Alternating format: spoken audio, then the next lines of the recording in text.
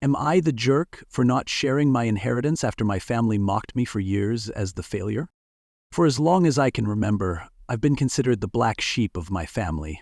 While my three siblings all followed the traditional paths my parents valued, getting business or law degrees and working corporate jobs, I chose a different direction. I became a wildlife photographer and conservationist, focusing primarily on endangered bird species, not exactly the stable, lucrative career my family had envisioned for me. Growing up, my parents made it clear they thought my passion was just a phase. When it became my career, they would introduce me at family gatherings with phrases like, "This is our youngest, still chasing birds around with his camera."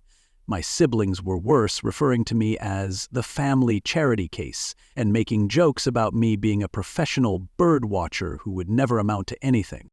Family dinners were particularly painful.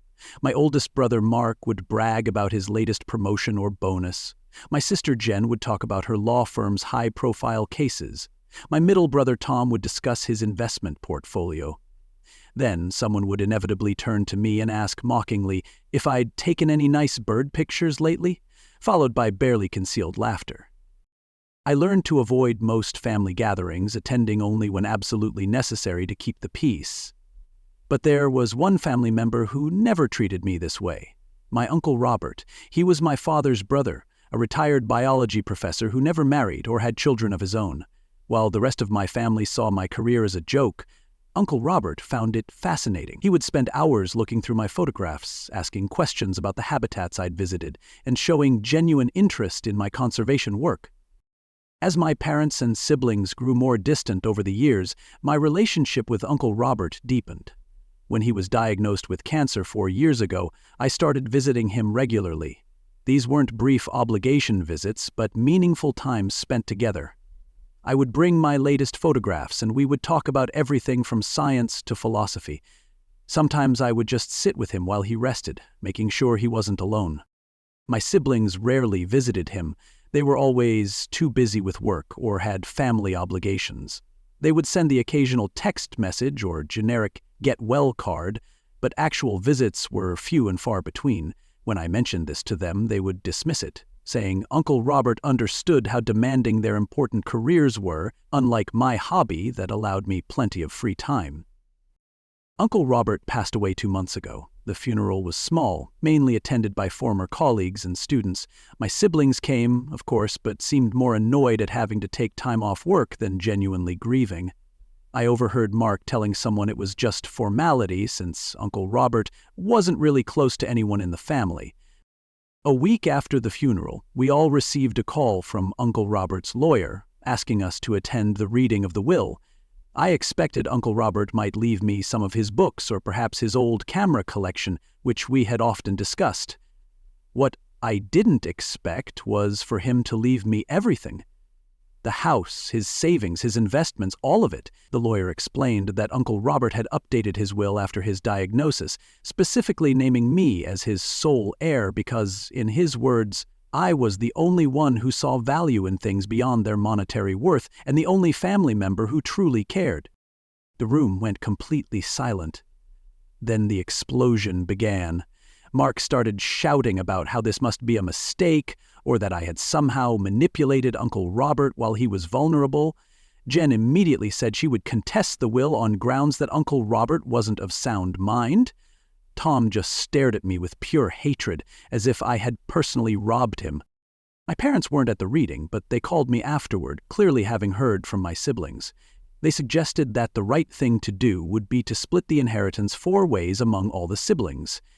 When I hesitated, my father said I should finally do something for the family instead of just thinking about yourself all the time.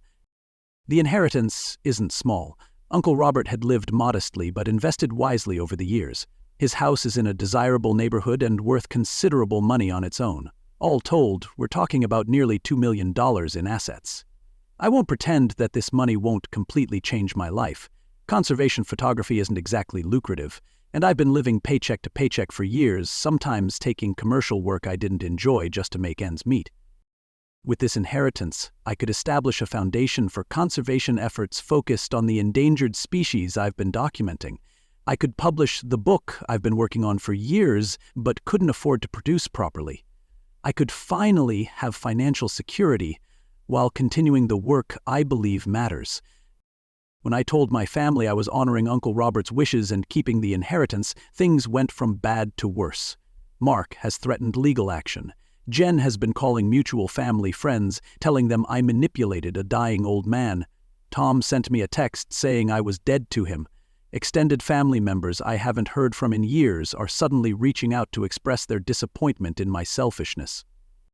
My parents have been the most hurtful, saying they always knew I would let them down, that this proves what a failure of a son I truly am. My mother actually said, "We raised you better than this," which is ironic considering they raised 3 other children who mocked and belittled me for years.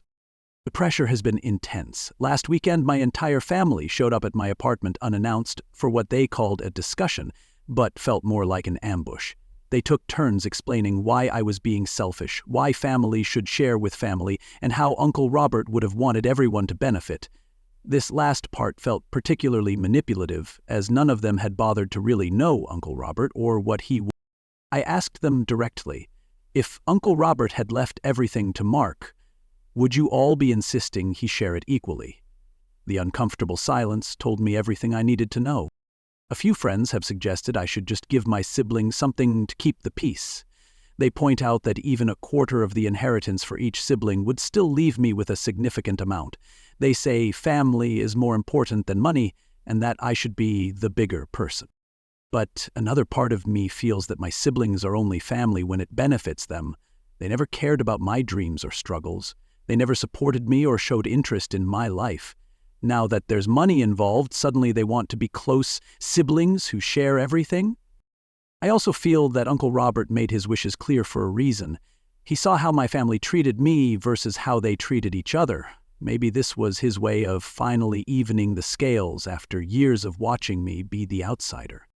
Still, the constant messages, calls, and accusations are wearing me down.